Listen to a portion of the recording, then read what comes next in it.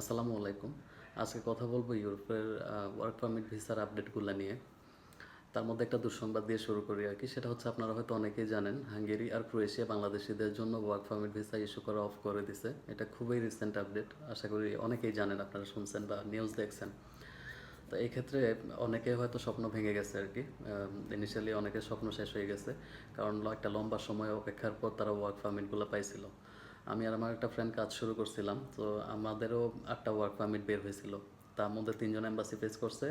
ওরাও আপডেট পায় নাই। এটা সেটা বলে মানে ডিলে হইতেছিল আরকি, কোনো আপডেট পাচ্ছিল না। আর ৪ জনের এম্বাসি অ্যাপয়েন্টমেন্ট ছিল। ওরা এম্বাসিতে যাওয়ার পর ওদেরকে একটা মেইল ধরাই দিছে আরকি, ওদের ইমিগ্রেশন আপডেট বা মিনিস্ট্রি আপডেটটা ওদেরকে দিয়ে দিছে যে মানে আমরা সরি, আমরা এখন আর বাংলাদেশিদের ওয়ার্ক পারমিট নিচ্ছি না। এটা হচ্ছে আপডেট। তো এখন অনেকেরই স্বপ্ন ভেঙে গেছে। এই ক্ষেত্রে আমার কাছে একটা জিনিস মনে হয়েছে, যারা ইউরোপে গেছে কোনো না কোনোভাবে হোঁচট খেয়ে তারপরেই গেছে। স্বপ্ন ভাঙা যাবে না আর কি। একটা অপশন বন্ধ হইলে আরও অনেক অপশন আছে, কোনো সমস্যা নাই।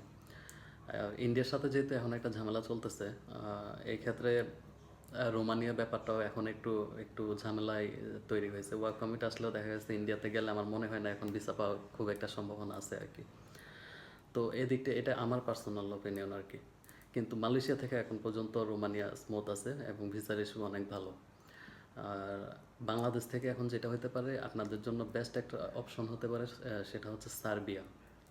সার্বিয়াতে অনেকেই অনেক জায়গায় জমা দিয়ে ধরা খাইছেন, সেটাও জানি, কারণ আপডেটগুলো তো দেখা হয়।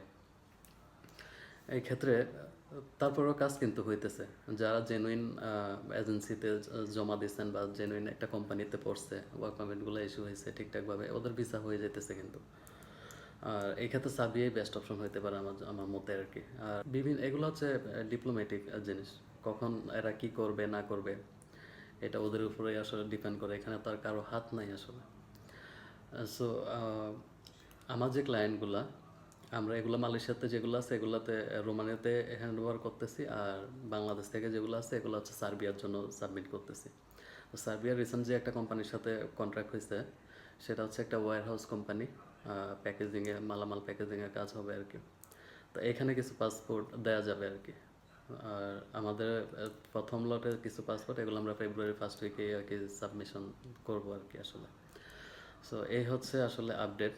যারাই বিভিন্ন জায়গায় জমা দিয়ে রাখছেন, আশাহত হইয়েন না। জাস্ট দেখেন একটু ভালো জায়গায় দিচ্ছেন কিনা বা কোম্পানিটা ভালো করছে কিনা। আপনারা সাবমিশন করার পরে সব ডিটেলস কিন্তু চলে আসে, কোনো কোম্পানি আপনাদের কোম্পানির সাথে কন্ট্রাক্ট কত, কীভাবে কী কাজ করবেন, সব কিছু একটা ডিটেলস কিন্তু চলে আসে। তখন আপনারা চেক করে দেখতে পাবেন এই কোম্পানি, ওদের ওয়েবসাইট বা ওদের কী কী আছে, কোথায় ওদের ব্রাঞ্চ আছে, ওদের কাজ কী কী করে ওরা, এগুলো সব কিছু চেক করতে পারবেন। সো চিন্তার টেনশনের কিছু নাই আসলে।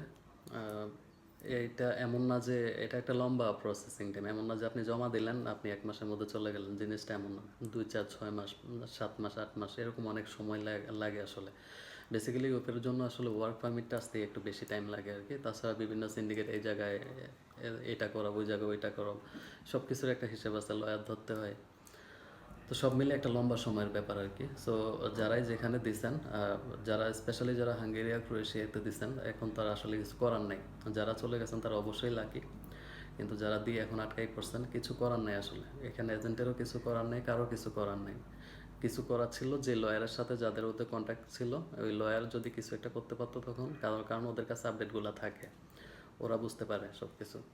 তো ওদের কিছু করার ছিল, কিন্তু এখন তো যা হবার হয়েই গেছে। কিন্তু যারা এখনও আশা করে আছেন বা যাবেন, তারা হয়তো অন্য কোথাও আবার সাবমিট করতে পারেন। তবে আমার ক্ষেত্রে এক্ষেত্রে মনে হয় বাংলাদেশ থেকে সার্বিয়া আপনাদের জন্য বেস্ট অপশন হতে পারে আর কি। সো এই হচ্ছে আপডেট। ভালো থাকবেন সবাই, ধন্যবাদ। আসসালামু আলাইকুম।